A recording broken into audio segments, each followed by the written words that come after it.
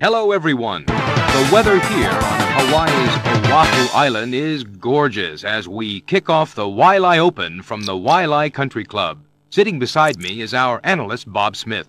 Welcome to Waialae, Bob. It's a pleasure to be here. Welcome to episode 12. I've been mowing my grass and it has me thinking about golf. So on this episode, I'm going to talk about Waialae Country Club. Hard to say, fun to play. Let's start the show.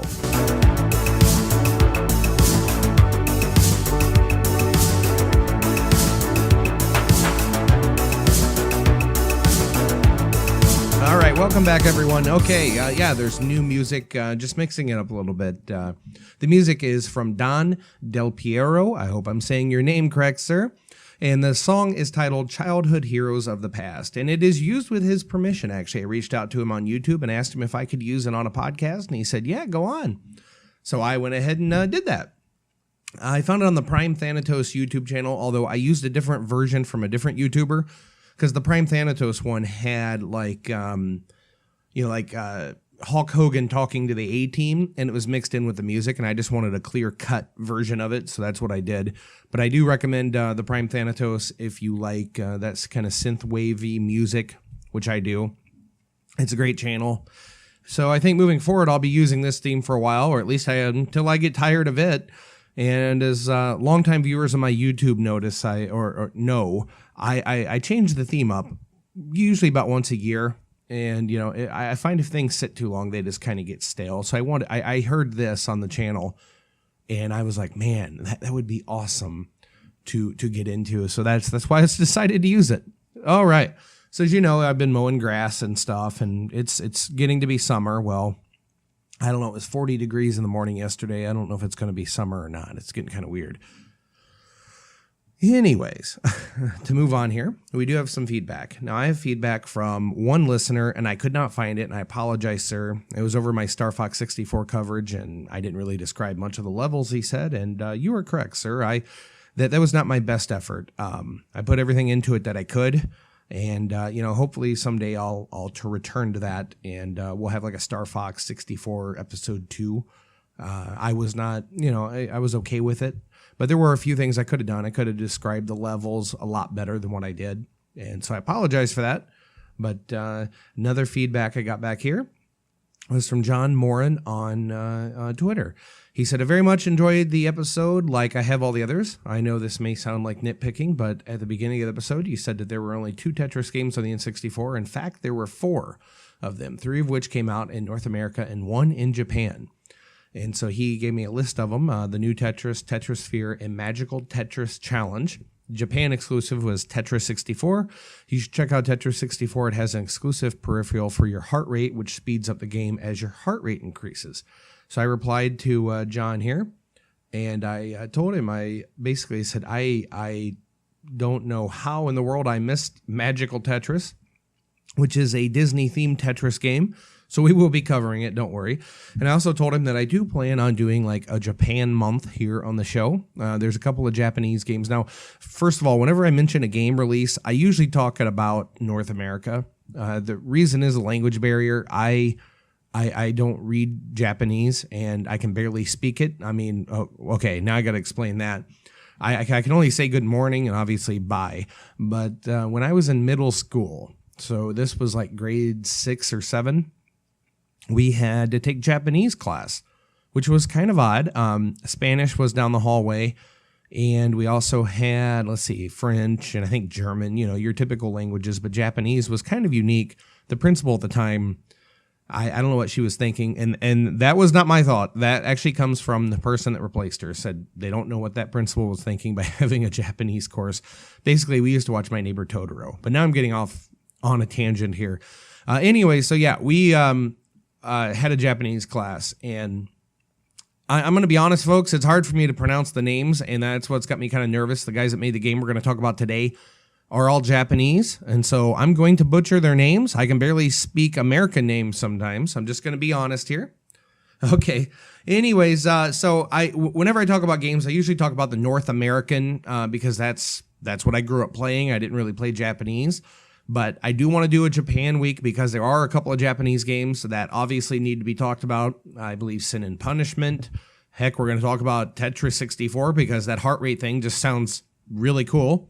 We're also going to talk about, let's see here, the Sin and, not Sin and Punishment, I already mentioned that. I'm sorry, Sim City. And then there was that one game about a Wonder Project J2, which actually does have an English patch. When I was a kid, I remember hearing about that game in a magazine and seeing pictures, and I was so just wanting to play it, and I never got to. So that kind of made me sad. But now, hey, now as an adult, I can actually play it. So that's the feedback that we got on the episodes. And so I appreciate it, John. You keep me honest. And to the other guy about the Star Fox, I'm right there with you, dude. I could have described them better, but yeah, it's kind of hard to... That's why I kind of like taking on these smaller games. Like today's episode probably won't be super long because this is a golf game. There's not much to describe, but I do have a few stories about golf and a few stories about another golf game that I used to play with my neighbor. And I do have this game. I have 2 copies of this game, which I will explain here in a little bit. So let's go ahead and talk about the game in question here. Waialae, it's hard to say. It's a crazy name. Okay, so... I'm sorry if this topic turns any listeners off. Yes, golf can be boring, but not necessarily boring to play in real life and on video games. So what got me into playing golf? Now, I'm not an avid golfer. I don't have a collection of clubs, and I don't go to a golf course every weekend. Don't get me wrong. But when where I work, I should say when I work there, I still work there, and who knows, I probably will forever be working there. I've been at the same job for over 17 years now, and there were some guys that came in there. They were avid golfers. And so we would go to the, every year our company is part of a chamber of commerce and they have a golf outing. And so I started going with them and we would do like a 3-man scramble. And then that's where all 3 guys tee off. And then whoever gets furthest or closest, you all 3 hit from that next person's, let's say, like, for instance, I hit it, and only one time they ever used my ball. I hit it like 100 and some yards straight ahead. I'm not very good at golf, but it is fun. It's a beautiful course. I think that's something I like about it. I used to be a groundskeeper before my current IT job, and I just love mowed lawns. It's something weird. It's, from mulching and stuff all day. You kind of grow to like it. Anyways, a 3-man scramble. Basically, you all 3 start from, the starting point. Every person hits the ball. The person who got it furthest, everybody hits from that point then on, and you keep going like that. Well, we only used mine once. I was excited, though, because the other guys, they played a lot of golf. And then I would go to some, like, charity golf outings with my boss at the time and stuff like that. And so that's kind of what got me into golf, and I really love going, and my brother got me into it as well in a couple different ways. He would recommend going to the the golf thing where you just hit the balls, where you just shoot the balls down the course. You don't have to go chase them or anything. It's not playing golf. Driving range. Wow, I'm losing it today. Anyways, we'd always like to go to the driving range, and I would also go to the driving range over lunch and just hit balls. I even took a guy who was like, oh, I don't know, that sounds boring. I said, come on with me. His name was Gordon. I said, come on, you just have a lot of fun. And sure enough, we had a blast. He had a blast hitting golf balls. I said, that's it. That's all we got to do is hit these golf balls. And man, we had so much fun relaxing and just talking and just having a good time. So even if you don't like golf, I recommend going to the driving range. It's so relaxing to get out there and take your angers out on that little golf ball and just have a good chat with your buddy that you're going with. And you'll just have a good time. Now, I don't really watch a lot of golf on TV. I do put it on sometimes in the office. We have a YouTube TV account, and sometimes when I'm bored and I'm upstairs and I just want some noise, I'll tell the YouTube TV or the Google Home to put it on in the living room. My wife walked in the other day. Since when do you watch golf? She said. I said, well, I don't know. I'm just trying to expand my horizon. She goes, well, why don't you get into something that most men do, like football or baseball? And I said, I really don't care for those sports. Yeah, I know the technical parts. I know we said we went to the blue gold game and stuff. I don't really care for the game. I went there to be with my family, but golf is something I do kind of like to watch because I love the beautiful scenery that it all takes place in, and seeing those moments when those guys hit those golf balls really good. I don't sit around and watch like the golf, report shows in the morning. I did that once and was like, it's okay. I think there's one on NBC Golf, which is odd because I can tell my Google Home to put on the the golf channel, and it goes to NBC Golf. But they have a morning show called Morning Drive, which is kind of neat, but I don't know. It's not really my thing to sit there and watch that. But I do put it on in the office at work too, just because some of our customer base, I think, would actually like that. And so, yeah, that's my little background on that. Now, I'm not only going to talk about this game, Waialae. I'm having trouble saying that for some reason. But I'm also going to talk about Wicked 18, which isn't on the N64, but it is on the 3DO. And I found out recently it's also on the SNES. And Wicked 18 is a good game. And so when am I ever going to get to talk about 3DO games on an N64 podcast? Because I really like my 3DO too. I should actually probably be doing a 3DO podcast as well, but oh well. Anyways, so this course, Waialae, is an actual country club, and it's on Oahu Island in Hawaii, and it opened in 1927, believe it or not. And it is a gorgeous golf resort. And let's face it, the only thing that made golf even remotely famous other than Tiger Woods is probably the movie Caddyshack. But, you know, there's Pebble Beach, there's a couple golf courses, that are really big. Like you just hear the name and you know, oh yeah, that one. Pebble Beach comes to mind. There's one in Louisiana. There's just stuff like that. And I don't know, it's just something about it. Anyways, my brother actually got me not only into going physically playing golfing, but he also got me into golf games. He used to, when I was a kid, and he moved out after he got married and stuff. And for those of you that don't know, I have two older brothers, like I described in the first episode. And, my older brothers are actually like 8 and 12 years older than me. So I grew up a lot, almost as an only child. You know, when I was like 9, 10, no, I was about 10 or 11, my brother moved out. My youngest older brother, the middle brother, moved out when he was, when I was about that age, because he had gotten married and moved to a different town. And I had an N64 at home. Well, he had bought a Sega Saturn. And I got to admit, Sega Saturn used to be a really good passion of mine. I used to have a really good collection. And I won't bring it up. It's kind of heartbreaking I got rid of it. But you know what? Sometimes you have to. And as I heard on Ferg's Game by Game podcast, don't let your collections control you or consume you, as one of the listeners of that show put on there. So yeah, anyways, he had a Sega Saturn, so I used to have fun going up there and playing Daytona USA and stuff. And one of the other games that he had was Pebble Beach Golf Links on the Saturn. And that one had, I forget the golfer's name, but the guy was everyone calls him the Walrus because of the mustache he had. And Pebble Beach Golf Links on that system, he would actually come up and tell you about the course that you were about to play and give you the inside, info on it. And so that was really cool to play that. And that kind of got me into golf because, hey, my older brother did it. I even collected the game later when I had my collection. And that's another cool thing about the 3DO, because 3DO has a ton of great golf games on it. And when I'm talking about golf games, I'm not talking about those EA things that are Tiger Woods, because they, hammer out a new Madden, a new EA, a new FIFA every year. It's the same thing. We used to call it roster update, whatever, when I was in high school, because that's all they really are to me.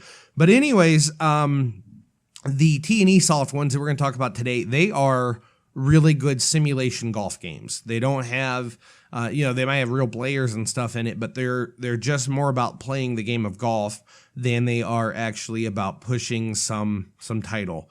And so I should might as well say, I mentioned Ferg's podcast. He has an upcoming episode on the game Polaris. And if you want to leave any feedback on his, you have to have it in by Monday, May 14th at the end of the day, as he says. And the game Polaris by Tiger Vision on the Atari 2600. Anyways, segue from there. Sorry. So yeah, that's what got me into golf games. And my brother, I thank him for that because I really do like golf games.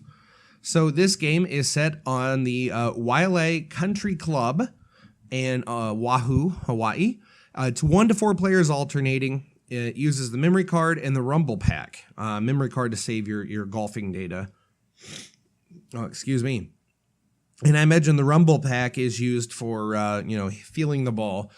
So let's talk about the back of the box here.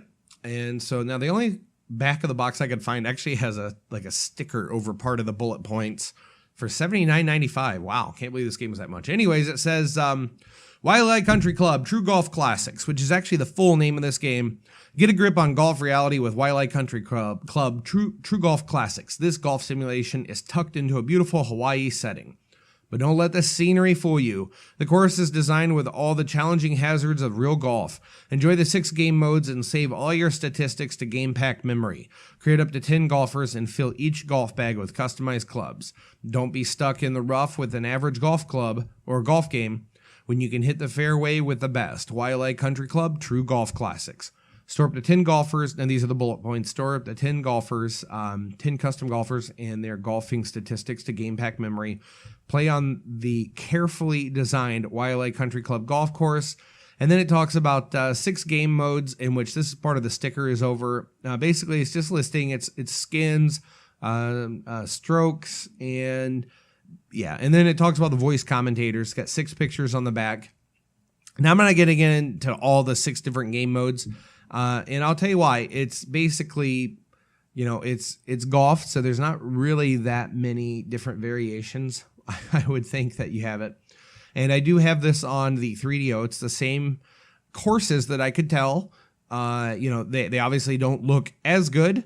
The 3DO looks decent, but this game has, which I was surprised about, and I'll get into that in a little bit here when I talk about the graphics. I was surprised at how this game does look. The 3DO that does have a better presentation, though, because of the CD-ROM optical media. It actually has videos of the actual course, and so that's nice to see. This game is also available on the Super Nintendo, but from what I've read, it is not the same golf game. It's like a different setting, and it uses different courses or something, and so it is not the same exact game. I will tell you that. A few of these T&E soft games are like that. For instance, Pebble Beach Golf Links on the Saturn and the Genesis have some of the same music and stuff, and I can't really tell if it's the same courses. I haven't played Pebble Beach on the Saturn in years. However, 3DO and Saturn Pebble Beach seem to be the same game, except the Saturn one has the walrus guy, and the 3DO version just has a generic voiceover telling you about the different courses that you're going to play. And one of the good ways to play this game, at least for me, because I don't like to fire up my 3DO, it's getting really old, is to play it on, a 3DO emulator on my cell phone, which I have running right now here. And so, yeah, it runs fine on there. But this ain't about 3DO. Okay, so on to the next part of the talk about this game is, okay, so it's developed by T&E Soft Makers, and they make very fine, T&E Soft Makers. They make very, very fine golf games. They're also known as D Wonderland, and so that's also it's kind of weird. D Wonderland was founded in 1982 in Tokyo by brothers Toshiro and Aija Yokoyama, and as T&E Soft. They are best known for their Highlight series, as well as various golf games. In 2002, T&E was renamed D Wonderland. In 2003, Toshiro Yokoyama founded Digital Golf, which continued publishing games under the T&E brand. As a result, D Wonderland is often named Old T&E, while Digital Golf is referred to as the New T&E. I did not know this. So yeah, Highlight. So, oh my gosh. As anyone watches, Angry Video Game Nerd or Pro Jared, Highlight is, wow. But I will tell you, they have made some wonderful games here. For instance, True Golf Swing, or True Swing Golf. That is the very fun golf game on the Nintendo DS. And let's see here. Actually, are they maybe out of... let's see if we look up Digital Golf. Okay. Digital Golf. I'm looking up this company. I did not realize. I feel bad now. Digital Golf. Let's see. We can find them. I'm typing it in here, and I apologize for this. You can probably hear the keyboard rumbling. Privately, okay, yeah, it's still a company. It operates as a subsidiary. Oh, as of March 2011, Digital Golf Inc. operates as a subsidiary of Konami. So that's probably got a kiss of death all over it. I'm sorry, guys. Anyways, we can also, we can talk about their you know, their other wonderful games. So True Swing Golf was a really good golf game on the Nintendo DS. That's where you take the little stylus and you swing. It came out on the DS, and it's fun. I highly recommend you go and get it. It's cheap. It's a really fun golf game. And yeah, you swing at the ball with the stylus. And it's got this really cool feature where it follows the ball, the camera does, and that's what this game does as well. And it puts this nice long, looks like toilet paper coming off of it, this nice long white line that follows the golf ball, so you know exactly where it lands. They also made Swing Away Golf, Blaze and Blade Eternal Quest, 3D Tetris, oh boy, more Tetris, Red Alarm, Virtual Hide Glide. Now, which Red Alarm is this they're talking about? Oh yeah, for the Virtual Boy, Red Alarm, okay. Lode Runner Twin, Lost Vikings, The Lost Vikings. I thought that was Blizzard that made that. Oh, they made the Game Boy Advanced version, or they're listed as making it, and they may have made a different version though. That was ported to a lot of things. Blizzard made the original, but I know them basically for their true golf classics: Wicked 18, Pebble Beach Golf Links, Waialae Country Club, those kinds of games. And so that's really what we're going to focus on more here today. So that is the company that made the game. D Wonder Inc. or /T&E Soft /Konami killed it. And so let's see here. We also let's talk about the gameplay a little bit. Now, in the True Golf Classics games, there's two different swinging modes depending on if you're on 16-bit or 32-bit and higher. I've noticed. Method one basically is you get a power meter, and you have your foot spacing and all this stuff because there's several different little things you got to do to set up your shot. And so when you go to swing on this game, or in the 16-bit variants, when you go to swing, you have a power meter. Then it shows you a picture of a golf ball, and this red dot goes over it really fast. And you've got to choose, that's how you choose where to hit the ball. You know, like you want to, if you're really close and you're in like a bunker, you know, that's a sand trap, you want to hit it, you know, kind of on the underneath to bring it up and give it some power, but not a lot. And that should pop it nice high in the air and land it right next to the tee. It is possible in those games to hit the actual flag. I've done that before. Hit the flag that the, is setting in the hole. And so this game uses the other one, though, that is borrowed from the other games. And so this one is kind of confusing at first, but it's a lot quicker and it's a lot nicer. So you do your club selection, your footing and stuff, and you you get this huge, like, it looks like a big old C shape, like from Contra.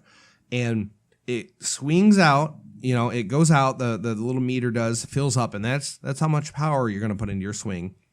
And then it comes back down after you hit the button.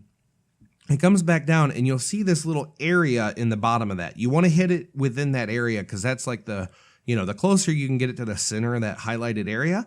And that area changes per club that you select. That the closer you can get to the middle, that's like a perfect shot.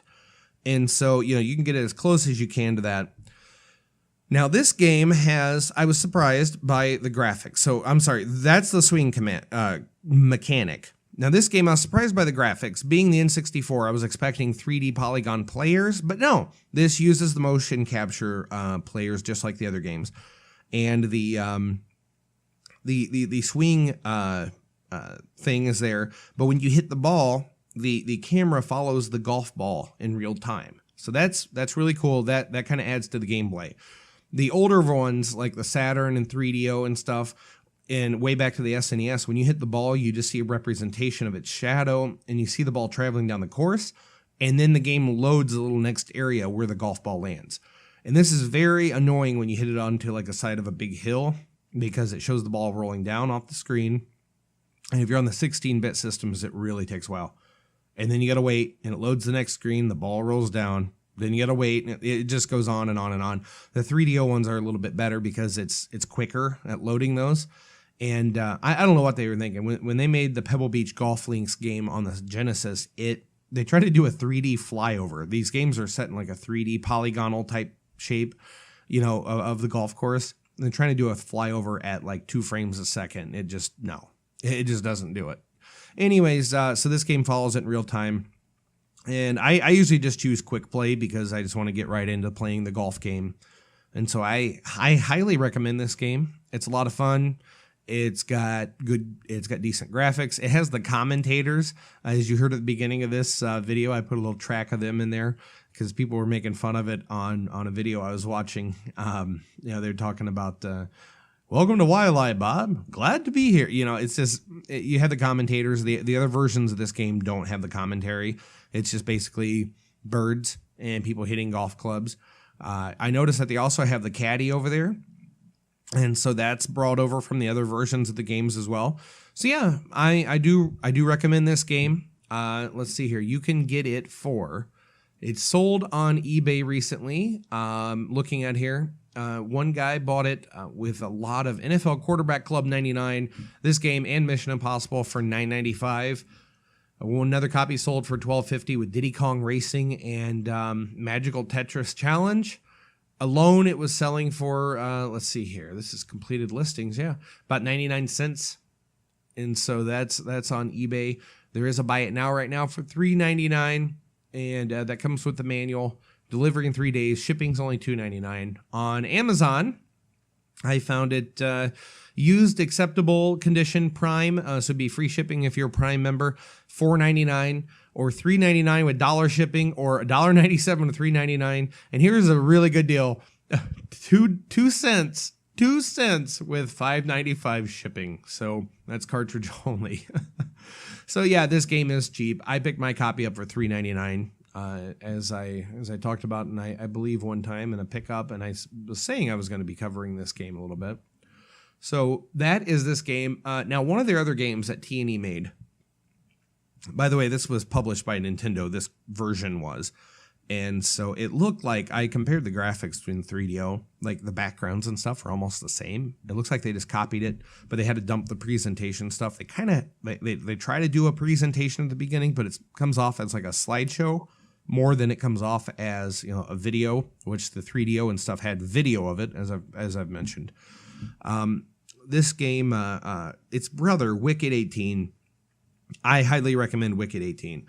I wish Wicked 18 was on the N64, but it is on the SNES and it is on the 3DO and a bunch of other platforms. I've played the 3DO and the SNES. Now, the reason I know this game, a friend of mine lives next door. He actually owned a 3DO back when they were new. And, I was saying, hey, let's play some 3DO. He's like, yeah. So what are we going to play? I said, I don't know. And he's looking through the list of games I have, and he goes, well, let's try this one. That sounds like fun. Their golf game is usually pretty good. And so we popped it in. I'd never played it before, Wicked 18. And it is a crazy off-the-wall golf game. It's called Wicked 18 because the courses are wicked. There's giant hills. There's a mountain on one. You got to putt way behind and then go up the fairway behind it, and you hit it too hard, you fall down the hill. I mean, we were up in the 60 strokes by even the third or fourth course. There's giant spikes, there's floating pillars, there's just crazy stuff. It looks like the guys at T&E just had a field day making a fun golf game. So I was playing around an emulator on my phone, and I discovered it was, Wicked 18 was on there. And I'm like, is this the same game? So I started playing it. I'm like, well, it looks the same, just in 16-bit graphics. Well, then I got to the course that was the one that made us all mad, which was that giant mountain I just described that you have to putt up, putt or hit to the top of. And yeah, sure enough, it's the same exact game. So if you can, I'd recommend picking that up or emulating it. It's such a fun game. Now, this game itself is a fun game. The commentary keeps it light. A lot of people that played it basically were leaving really good remarks on it. It's fun. It's entertaining with the announcers. It has enough simulation feel mixed with a tiny bit of arcade just to make it fun. There's not super arcade components to this. This is more of a simulation. This is more like the F1 World Grand Prix of golfing is how I would equate this. So the guys that worked on this game, the executive producer was Toshiro Yokoyama, as you know, and he did a bunch of golf games basically listed here. And so literally, Masters, True Golf Classics, 8 Lakes, Blaze and Blade, Eternal Quest. Let's see here. One of the programmers was Kentaro Nishiwaka. Kentaro worked on, once again, a bunch of golf games and Super Highlight. And, okay, let's see here. There is course designers. There's Hisazumi Hiroshi. Hisazumi worked on Mario and Sonic at the Rio 2016 Olympic Games as a technical advisor, and True Golf Classics, Waialae Country Club, and Swing Away Golf. So it looks like a lot of these guys are, working at golf. Nintendo had a small amount of staff here, like Saki Yamazaki, who worked on Metroid Fusion as an internal coordinator, Dragon Quest Monsters as coordination. Looks like Saki does a lot of coordination work for Nintendo. And so, yeah, that's the people. There is some Nintendo of America staff list here, like Kayami McDonald. Kayami has Star Fox 64 3D English version staff. Game & Watch Gallery 1 and 2 as a translator, which, by the way, is a really fun Game Boy game. Star Wars Shadows of the Empire, Japanese text translation. So, yeah, there's a lot of interesting people that worked on this game, but a lot of them worked on, golf games. Sound designer Kiyoki Hayashi, I know I'm butchering these names, I'm sorry, worked away once again on Swing Away Golf and this game. So, yeah, it seems like a lot of the staff worked on golf games, and I can tell when I play this that there is definitely a passion for golf just by playing this. Okay, I think that's going to do it for this episode, everybody. I'm not going to describe every course because it's literally golf. I could say it's a par 5 with it opens easy, just like the 3DO narration, but I don't really want to do that. All right, you know where you can find us, N64podcast.com. If you got any feedback or anything, once again, always accepting audio submissions, always accepting written stuff. You can send either of that to show@N64podcast.com, or if you want to reach out on social media, Twitter, of course, is the N64 Podcast, and Facebook is facebook.com/N64 Podcast. You can pick us up, obviously, Google Play and iTunes and Stitcher and all over the place. We're there. If we're not, let me know, and I will get a hold of whoever is running that particular platform and see about getting the show put on there. But yeah, I want to thank everyone for listening and for all the wonderful feedback and the likes and stuff. You guys don't know what that means to me. I want to thank Ferg over there at the Atari 2600 Game by Game podcast for helping get the word out about this show. As I was listening to this Pac-Man episode this morning while I was driving, the guy was right. You, sir, are definitely blazing into the wilderness and guiding the rest of us single host podcasters out there and pushing forward. And so, hey, we've got your back 100% because you definitely seem like you have our back. And I know you do, buddy. Anyways, guys, I want to thank everybody. And I also want to thank my wife once again. It's Mother's Day, and, she's not a traditional, she's not a mother in the traditional sense. We have, as she calls them, fur babies. So her dog, or her children, as she says, have four legs and 4 paws. And so I just want to thank everybody. Have a happy Mother's Day. Take your mom out for lunch or dinner, or get her something nice. She's your mom and she deserves it.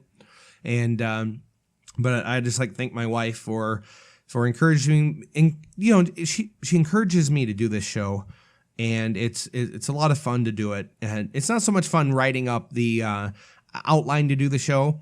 So what a technique I've been doing is not writing down as much, so it's not scripted. I can just talk freely like I am right now. So I just want to encourage her for helping me and, saying, hey, why don't you go down and record a podcast episode since you have some time? And so that's exactly what I'm doing now. She's out. Her and my sister-in-law took their mother out on a trip here for Mother's Day. And so I'm down here recording in the basement. And well, don't worry. As you all know, my mother passed away a long time ago when I was when I was 19, and so I guess I can't really take her out to dinner or anything. But I do miss you, Mom. I might as well say this. She was a great mother. She did video game a little bit, actually, believe it or not. Scrabble was one of her passions, even on the computer. But Miss Pac-Man was one of her favorite games on the Atari 2600, and that's the thing I liked about the Atari 2600 was it was a joystick and a button. Anybody could play. And, well, most of the games, about 90% of the games, as far as I can tell, are a joystick and a button. Some games like Space Shuttle use the controls up there in the front, and yeah. But yeah, so thank you, Mom, for being a wonderful mother. She was there. She was a mother right up until the end. I'll tell you that much, folks. My mother was great, and so Miss you dearly, Mom, but you'll always be here in our hearts. She had inflammatory breast cancer, which is a very rapidly spreading version of cancer. It usually by the time you find it, it's too late. And that was almost her case. She did have some surgery and stuff, but it had already spread, and it ended up spreading to her lungs, and she basically suffocated to death. And that was hard to watch. I was in the room when it happened, and folks, I will tell you something. I know this isn't a podcast about life and death and stuff, but I will tell you the best advice I ever got as far as dealing with this type of stuff. If anybody out there is dealing with it or going through it, or unfortunately will soon be going through it, the best advice I got from was from two people, my father and our next door neighbor at the time. And my father said basically, it's time heals wounds, and it gets better with time. And of course, when you're going through it, it doesn't really, you don't really think about stuff like that. But my next door neighbor, we were at the viewing at the funeral, and or the viewing before the funeral. She come in and she was talking to me, and she says, "Well, I just want to tell you, Andy, it's always going to hurt, but it gets better." And she goes, look at me, I'm almost 70, and I still miss my mother, and it still hurts, but it does get better. It does get manageable. And that is true, folks. It hurts. It hurts for a while. It's been 15 years now. And it still hurts a bit, but it nowhere near as bad. Time softens everything, and, painful memories fade away, and the good ones stick around. And so I just want to tell everyone out there, have a good Mother's Day. If you're not close to your mom, I'm sorry. I'm sure there's a lot of people out there that aren't close to their parents because of one thing or another. And I'm talking about the abusive ones. If you're arguing with them over something petty, you might as well let that go, because you're definitely going to miss them when they're gone. I guarantee you that. Unless they were some really horrible people, you're definitely going to miss them. And so I just encourage everyone to try to mend that. And I've always said that. I had a coworker that was the same way. He was, all the time something about his mom. And I said, why? I said, you're going to miss her. You better solve some problems with her. Well, how can I when she's, and I'm like, okay. I know what you're talking about. Luckily, I didn't have anything bad against my mom. Me and her were so close. The only things, but when they pass away like that, you still always think about the few things when you could have been a better person to them, even when you're just a little, snot-nosed kid. You always think about that, and it kind of bugs you for a little bit. But folks, your parents love you, for the person you are, and they're always proud of you. At least mine were. I grew up in a very nurturing and loving house, and I am always thankful for that. So this went way off the rails, and I'm sorry, guys, but it is Mother's Day, so I just want to go out there and spread that message that, your parents are always proud of you, and I encourage you, if you have any problems with them, work on it, because it's so important. It is so important to get along with everybody. And as Ferg says, just be kind to each other, guys. Everybody just be kind to each other. Okay, that's going to do it for this podcast. It's getting sappy in here. Okay, last but not least, as I always say at the end of every episode, good gaming, everybody.